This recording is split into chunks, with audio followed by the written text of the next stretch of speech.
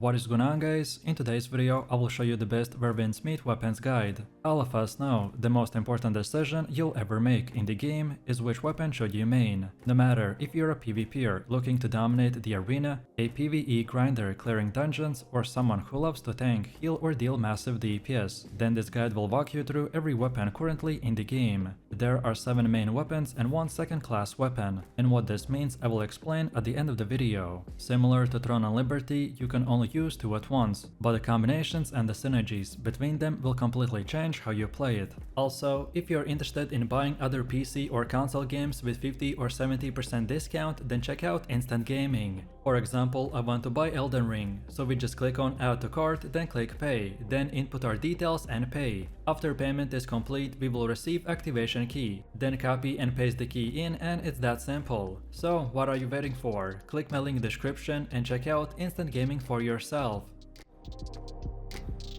So first we have the sword, aka the most iconic and balanced weapon in the game. Across every Wuxia game, the sword tends to be the safe bet, and here's no different. It's one of the strongest options in both PvE and PvP. There are 2 martial paths for it, the Nameless Sword and the Strategic Sword. The Nameless Sword focuses on agility, quick dashes and a burst of damage. You can weave in and out of fight, slash forward and then backstab instantly while dealing damage. It even provides a temporary shield for survivability, which makes it great for every single content. The Strategic Sword plays a slower but more calculated game, stacking bleeds and damage over time effects that explode after a short period. It's all about the patience, precision and setting up devastating finishers. The sword's flexibility makes it a favorite among top players. In the Chinese version, nearly every single high-ranking PvPer used to use the sword, usually paired with a spear, because the combination will deliver a perfect balance between offense, defense and mobility. If you're looking to climb leaderboards or want a weapon that feels good in every situation, then the sword will be your best friend.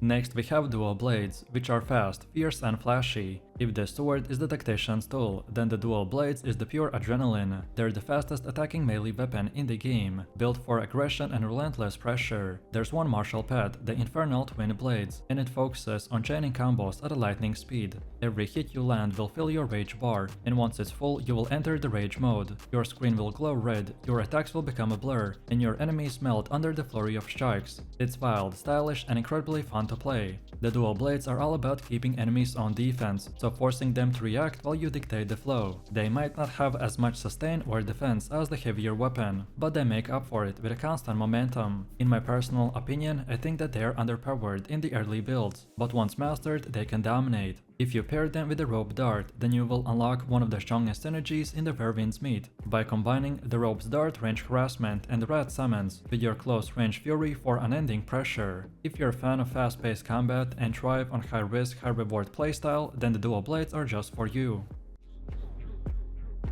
Now let's talk about the spear. He's very long-reaching, quick, and absolutely devastating when used correctly. It's one of the most visually satisfying and practical weapons in the entire game. The spear is unique because it excels in both offense and defense. It's ideal for players who love controlling space and punishing enemies when they get too close. There are 3 martial paths, the Nameless Spear, the Heaven Quaker Spear and the Stormbreaker Spear. The Nameless path focuses on stunts and immobilization, locking enemies down and delivering punishing follow-ups. Then the Heaven Quaker is more AoE focused, featuring wide sweeps and multi-hit combos that deal increased damage the longer that the chain continues, which makes it perfect for PvE. And then the Stormbreaker Spear on the other hand will offer a defensive style, by applying debuffs to the enemies while reducing damage you take. This one is great for those who want to play a bruiser or a tank hybrid. The spear users can taunt enemies in PvE, making them a natural fit for the tank setups. You can pair it with the sword for a balanced duelist build, or with the glaive for an unkillable frontline combo. If you like calculated control, spacing and a mix of quick offense and defense, then the spear is your weapon.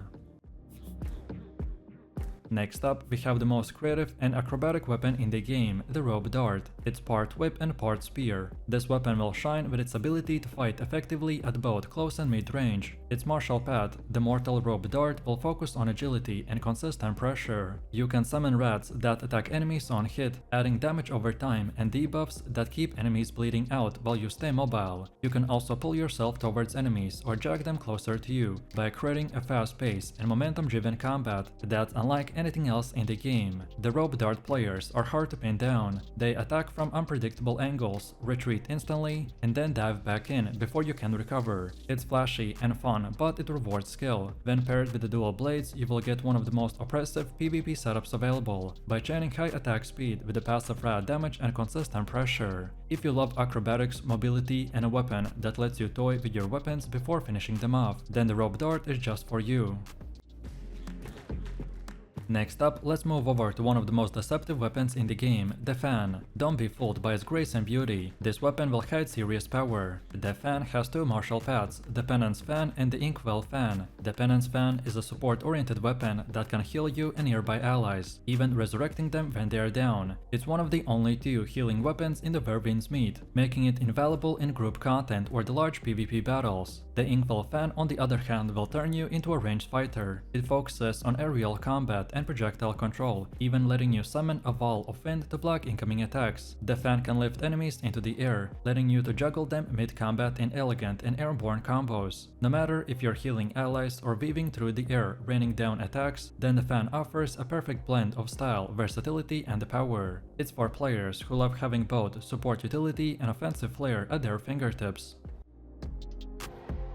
Next up is the umbrella, easily one of the most stylish and versatile weapons in the game. It looks delicate, but don't be fooled by that, this thing is deadly. The umbrella has two martial paths, the Soul Shade umbrella and the Ninefold umbrella. The Soul Shade version is focused on healing and support. You can throw your umbrella into the air where it hovers, and passively healing you and your allies over time. And the coolest part is that you can swap your secondary weapon while it continues to heal, which lets you fight and support at the same time. Alternatively, you can choose a damage buff variant to boost your team's output. The Ninefold umbrella, however, is all offense. It turns the umbrella into an autonomous weapon that attacks enemies on its own, almost like a floating turret. You can charge attacks, deal heavy range damage, and keep enemies pinned down from a safe distance. The umbrella excels in large-scale PvP. Imagine 30 vs 30 battles where it's raining projectiles and healing beams everywhere. It's both beautiful and brutal. You can pair it with the fan for the ultimate healer setup or with the rope dart for a creative and mid to long range hybrid build. If you love elegance, control and versatility, then the umbrella is your match.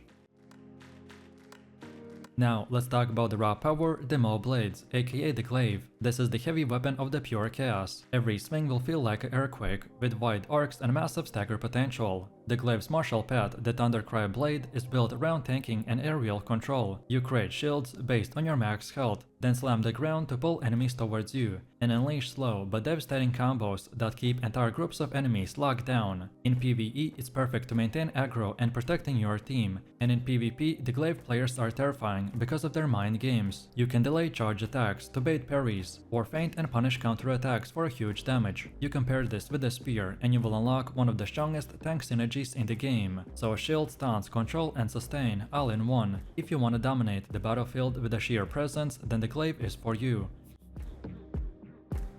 And finally, we have the bow. While this isn't one of the main combat weapons, the bow plays a vital role in exploration and the puzzles. Every player has access to it in the separated slot, and it's often used to trigger distance switches or open encounters from a safe range. It's not designed as a main DPS weapon, but it adds tactical versatility. In combat, you can use it to start fights, tag enemies, or deal chip damage before switching back to your primary weapon set. Think of it as your reliable companion, rather than your main source of destruction. It's a perfect utility piece for exploration-heavy gameplay, and it is known as a second-class weapon. So, before you settle on your two main weapons, it's important to consider synergy. Certain combinations will unlock special passives that enhance your playstyle. The sword and spear is the classic all-rounder, giving great stamina regeneration and defensive buffs. Then the dual blades and the rope dart will unlock relentless attack pressure and passive rad damage. Then the umbrella and the fan create an unmatched healing and support duo. And then the glaive and the spear will form the ultimate tank build with taunts and shielding. Beyond weapons, you can also have mystic arts, which are universal martial techniques that every player can use. Moves like the Drunken Fist, Flame Flowers, and the Bamboo Spear will add flair and customization to your combat style. Some of these were so strong during the China version that developers had to nerf them, which shows just how powerful they can be. Combining mystic arts with your weapon synergies will let you craft a combat identity that is entirely yours. So if you're interested in more guides like weapon combo tier lists or just more information on Where Winds Meet, then click subscribe and stay tuned for my next videos, as I post them every single day.